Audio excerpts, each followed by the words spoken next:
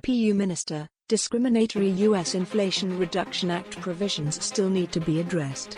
President Joe Biden's Inflation Reduction Act continues to infuriate the European Union, according to a statement made on Thursday by the organization's top trade official.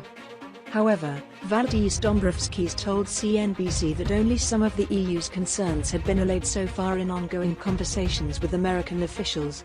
He mentioned that 2 days ago, he had a meeting with Catherine Tai, the U.S. trade representative, at which they agreed to intensify their communication on important matters, such as the subsidies for electric vehicles.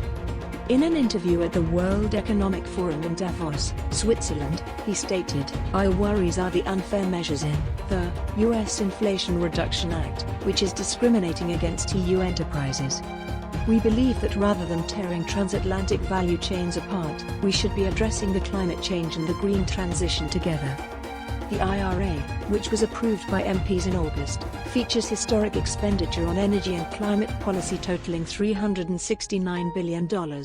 EU member states immediately criticized it, claiming that a number of its measures, such as green incentives like tax credits for electric cars built in North America, pose a threat to European business.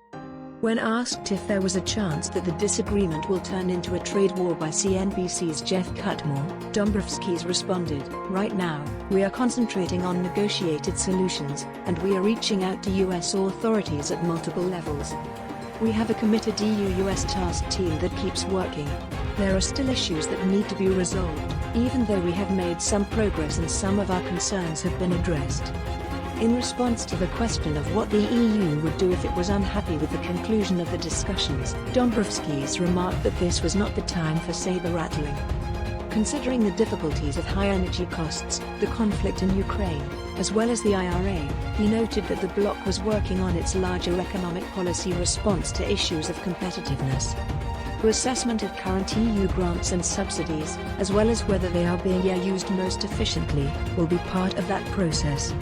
As previously demanded by Ursula von der Leyen, President of the European Commission, Dombrovskis also stated that they were trying to modify the rigorous state aid regulations of the EU to allow member states to give more help to businesses assisting the green transition.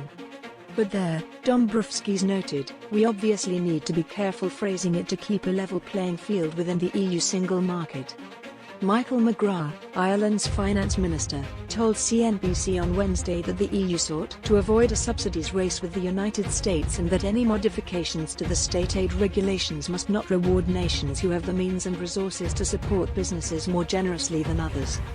Pedro Sanchez, the Prime Minister of Spain, stated on Monday that the EU could learn from the IRA. The speaker said, "We need to modify some internal components of our industrial policies, such as state subsidies, cutting bureaucracy, and attempting to send a message for the industry worldwide that it's Europe, and of course Spain, that's a good location to locate. That's what we can say." Don't forget to subscribe, like, and comment so that this channel can continue to exist. Thank you for following and I hope it's useful.